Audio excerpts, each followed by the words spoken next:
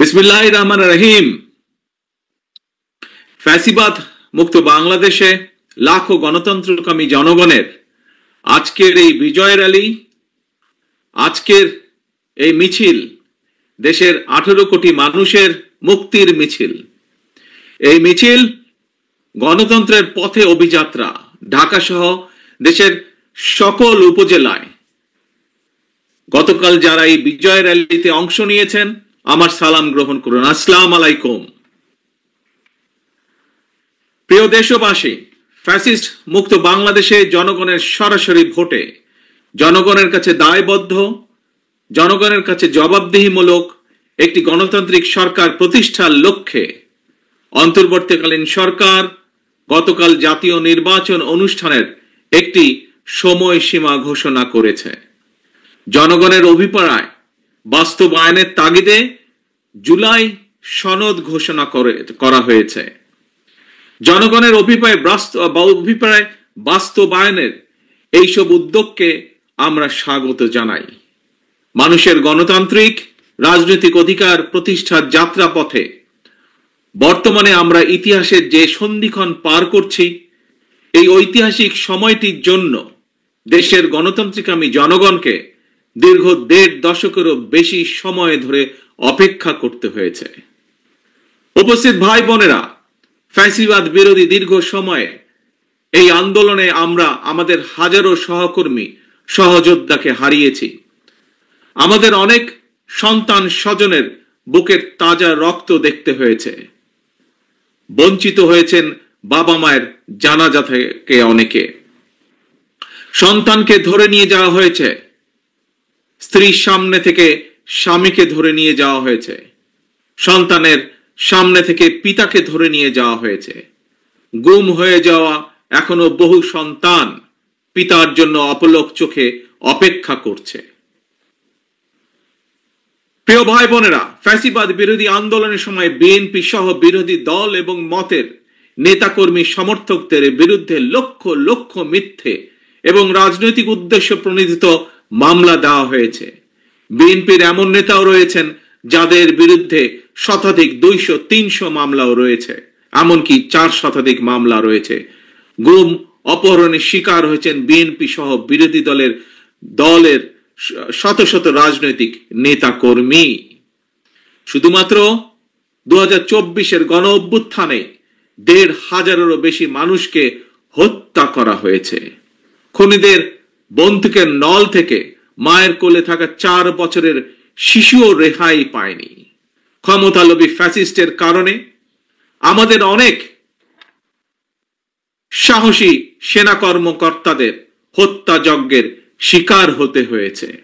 বিডিআরের নাম পর্যন্ত পাল্টে দেওয়া হয়েছে, ভেঙে দেওয়া হয়েছে আইন শৃঙ্খলা রক্ষাকারী বাহিনী পুলিশের মনোবল। প্রিয় দেশবাসী, পতিত পরাজিত পলাতক স্বৈরাচারের আমলে দেশে অন্ধকারের রাজত্ব কায়েম করা হয়েছিল। সুতরাং আমি বলবো, আজকের এই মিছিল অন্ধকার থেকে বেরিয়ে আলোর পথে যাত্রা। তবে প্রিয় ভাই বোনেরা, প্রিয় দেশবাসী, তবে এ যাত্রা কিন্তু খুব সহজ নয়। ফ্যাসিবাদ, উগ্রবাদ, চরমপন্থা যাতে আলোর পথে অন্ধকারের রেখা টেনে দিতে না পারে, এই ব্যাপারে গণতান্ত্রিকামী জনগণকে, গণতান্ত্রিকামী বাংলাদেশের প্রতিটি ভাই বোনকে আমি সদা সতর্ক থাকার আহ্বান জানাই। প্রিয় ভাই বোনেরা,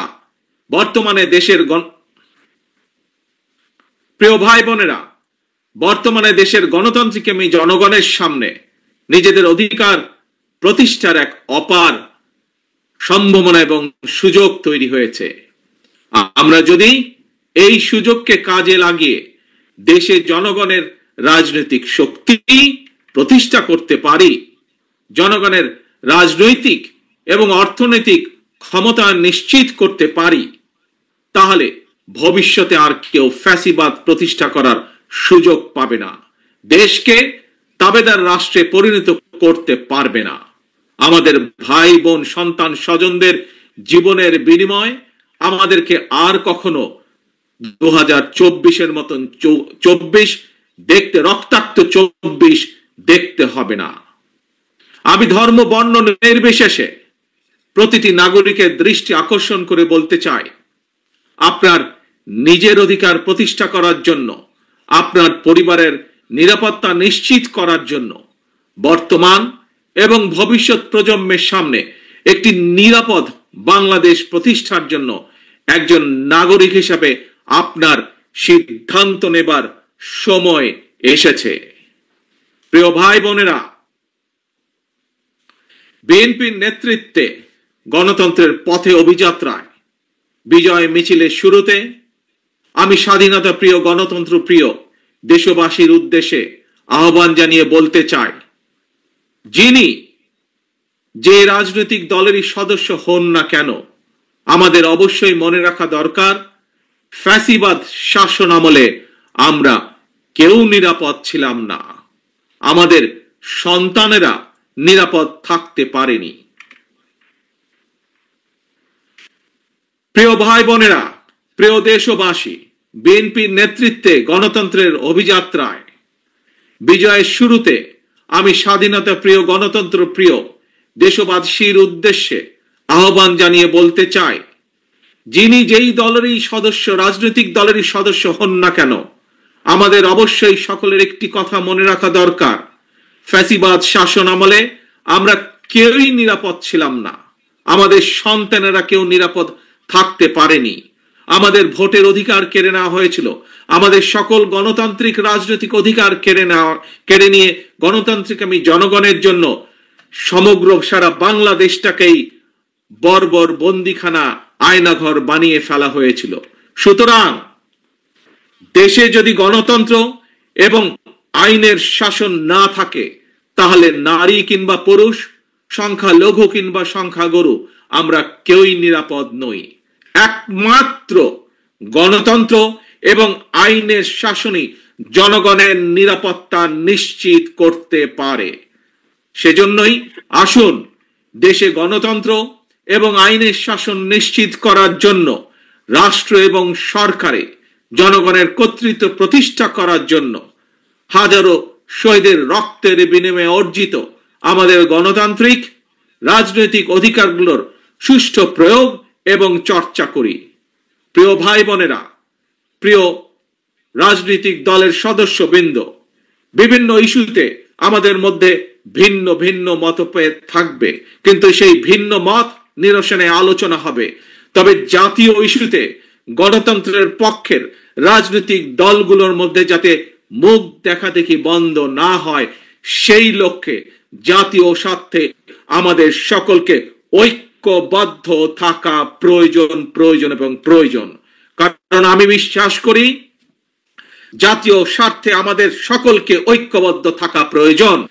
কারণ আমি বিশ্বাস করি ধর্ম, দর্শন, মত যার যার, রাষ্ট্র আমাদের সবার। স্বাধীনতা প্রিয়, গণতান্ত্রিক আমি প্রিয় ভাই ও বোনেরা, জনগণের রায় রাষ্ট্র পরিচালনার দায়িত্ব পেলে বিএনপি কি ধরনের রাষ্ট্র, সরকার এবং রাজনীতি পরিচালনা করবে, দলের পক্ষ থেকে ইতিমধ্যেই 31 দফার মাধ্যমে একটি রূপরেখা জনগণের সামনে আমরা উপস্থাপন করেছি। একই সঙ্গে অন্তর্বর্তীকালীন সরকার সকল গণতান্ত্রিক রাজনৈতিক দলগুলোর সাথে পরামর্শ করে সংস্কার প্রস্তাব চূড়ান্ত করেছে। তবে দেশ এবং জনগণের কল্যাণে এই সকল কর্মসূচি বাস্তবায়নের জন্য বিএনপি দেশ এবং জনগণের কল্যাণে এই সকল কর্মসূচি বাস্তবায়নের জন্য বিএনপি জনগণের সমর্থন এবং সহযোগিতা চায়। সবশেষে ফ্যাসিস্ট মুক্ত বাংলাদেশে বিএনপির উদ্যোগে আজ রাজধানী সহ সারা দেশে বিজয় র্যালির কর্মসূচির সাফল্য কামনা করছি। আল্লাহ হাফেজ। বাংলাদেশ জিন্দাবাদ। বাংলাদেশ জাতীয়